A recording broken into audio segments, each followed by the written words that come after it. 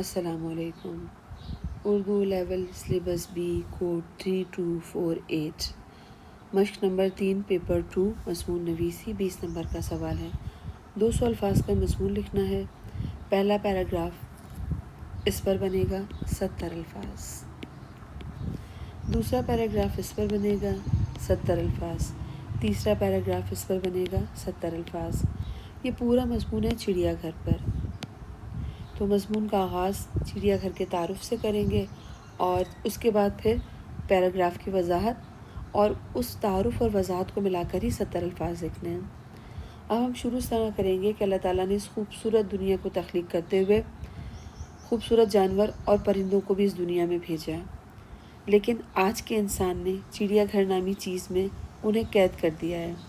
آج کے اس جدید دور میں اگر دیکھا جائے تو چڑیا گھر غیر ضروری ہیں اور انہیں بند کر دینا چاہیے، کیونکہ چھوٹے چھوٹے لوہے کے پنجروں میں جانوروں کو قید کرنا ایک ظالمانہ فعل ہے، صرف انسان کو تفریح فراہم کرنے کے لیے۔ معصوم اور بے زبان جانوروں کو جو کہ جنگلی حیات ہیں، جن کا اصل گھر جنگل ہے، انہیں ان کے قدرتی مسکن سے محروم کر دینا اور قید خانے میں بند کرنا، جہاں انہیں کسی قسم کی بھی سہولیات میسر نہیں کی جاتی، نہ مناسب خوراک کا بندوبست ہوتا ہے، نہ صفائی ستھرائی کا، اور نہ ہی طبی دیکھ بھال ان کی جاتی ہے۔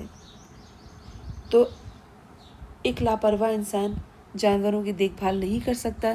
ایک ایسے چڑیا گھر جو صرف کمائی کا ذریعہ ہوں، جو صرف تفریح کا ذریعہ ہوں، تو چڑیا گھروں پر پابندی لگا دینی چاہیے اور جانوروں کو ان کے قدرتی ماحول جنگل بھیج دینا چاہیے۔ پہلا پیراگراف مکمل کرنے کے بعد اب دوسرا پیراگراف دیکھیں۔ دوسرا پیراگراف ہے چڑیا گھر جانے کے بجائے ٹی وی پہ دنیا بھر کے جانوروں کو دیکھا جا سکتا ہے۔ تو آپ یہ لکھیں کہ دنیا میں بے شمار ٹی وی چینلز ایسے ہیں جو صرف اور صرف جانوروں کے متعلق 24 گھنٹے پروگرام پیش کرتے ہیں، جس میں نیشنل جیوگرافک ایک بہت بڑی مثال ہے، جو سالہ سال سے جانوروں کے متعلق مختلف قسم کے پروگرامز پیش کر کے لوگوں میں آگاہی اور شعور کو بیدار کر رہا ہے۔ نیشنل جیوگرافک پہ نہ صرف جانوروں کا قدرتی ماحول دکھایا جاتا ہے، دنیا بھر کے خوبصورت جانور اور پرندے، ان کے عادت و اطوار، ان کی خوراک، افزائش نسل، ماحول اور موسم کا کس طرح وہ مقابلہ کرتے ہیں، یہ سب کچھ ان پروگراموں اور ڈاکیومنٹریز میں موجود ہوتا ہے۔ اور کوئی ایک چینل نہیں، بے شمار چینل جو ہیں یہ خدمات انجام دے رہے ہیں۔ تو انسان چڑیا گھر جا کر اپنا وقت اور پیسہ برباد نہ کریں، بلکہ ان چینل سے فائدہ اٹھائیں اور خوبصورت جانوروں کے بارے میں مکمل معلومات حاصل کریں۔ اور یہ تفریح کا بھی ایک بہترین ذریعہ ہے۔